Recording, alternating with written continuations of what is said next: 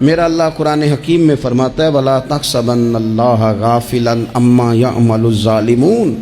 فرمایا ظالم جو کام کرتے ہیں ہرگز نہ سمجھنا کہ اللہ ان کے کاموں سے بے خبر ہے،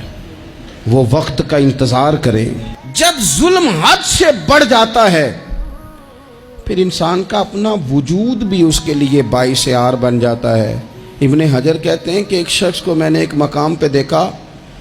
وہ میرے علاقے کا تگڑا بندہ تھا، سیاںا بندہ تھا، مالدار تھا، بڑا اس کا دبدبا تنتنا تھا، لیکن میں نے اسے طبیب کی دکان پر لیٹے ہوئے دیکھا تو اس کے وجود سے پیپ نکلتی تھی۔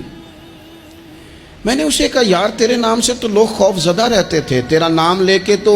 لوگ بچوں کو ڈرایا کرتے تھے، تیرے سے انسلاک رکھنے والے تو بازاروں میں گردنیں اونچی کر کے چلتے، تجھے کیا ہوا؟ تو کہنے لگا بس جب خدا کا حکم آیا، جب اللہ کی حکمت کا غلبہ ہوا، جب تک اس نے ڈھیل دی تو دی، لیکن جب وہ پکڑنے پہ آیا تو پھر حال یہ ہوا کہ ایک غریب مچھیرا مچھلیاں پکڑنے کے لیے دریا میں سارا دن بیٹھا رہا، اسے مچھلی نہ ملی، شام کو روئی پڑا کہ مالک میرے تو بچوں کے پاس کھانے کو بھی کوئی شے نہیں۔ تو ایک مچھلی شام کو بڑی محنت کے بعد ایک بڑی مچھلی اس کے ہاتھ لگی۔ ان دنوں نہ مچھلیاں ملتی تھی نہ گوشت ملتا تھا، وہ بیچارہ ایک مچھلی لے کے جا رہا تھا اپنے گھر کی جانب، تو سامنے اسے میں آ گیا۔ جو طریقہ ہوتا ہے کدھر لے کے جا رہے ہو، کہاں سے لی ہے؟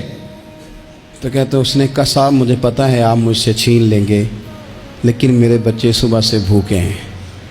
یہی میرا روزگار ہے، آج مجھے کچھ نہیں میسر آیا، میں نے اس مچھلی کو لیا ہے، مجھے تو بیچنے کو بھی کچھ نہیں ملا، پتہ نہیں مجھے پکانی کس طرح ہے، تو یہ ایک مچھلی میرے بچوں کی خوراک بنے گی، کل لوٹ لینا، پرسوں لوٹ لینا، تمہارا تو کام ہی لوٹنا ہے، چلو کچھ دن کے لیے ہاتھ روک لو۔ کہتے ہیں اس نے جب یہ کہا تو میں نے ایک تھپڑ مارا اور اس آدمی سے مچھلی چھین کر میں نے اسے پکڑ کے گھر لا رہا تھا میں، اس مچھلی نے، حالانکہ مچھلیاں کاٹا نہیں کرتی، کہنے لگا اس مچھلی نے ناخن پر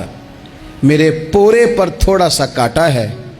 اور میں نے کہا کوئی بات نہیں، مچھلی ذرا بڑی تھی، اس نے کاٹ لیا، میں نے تھوڑی سی پٹی باندھی اور گھر والوں کو کہا مچھلی پکا دیں، انہوں نے پکائی کھائی، کچھ پتہ ہی نہیں تھا۔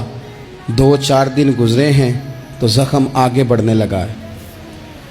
طبیب کو دکھایا ہے تو اس نے کہا یہ تو انگلی کاٹنی پڑے گی۔ کہتے ہیں وہ انگلی کٹوائی، 1 ہفتہ نہیں گزرا تھا کہ زخم آگے بڑھا،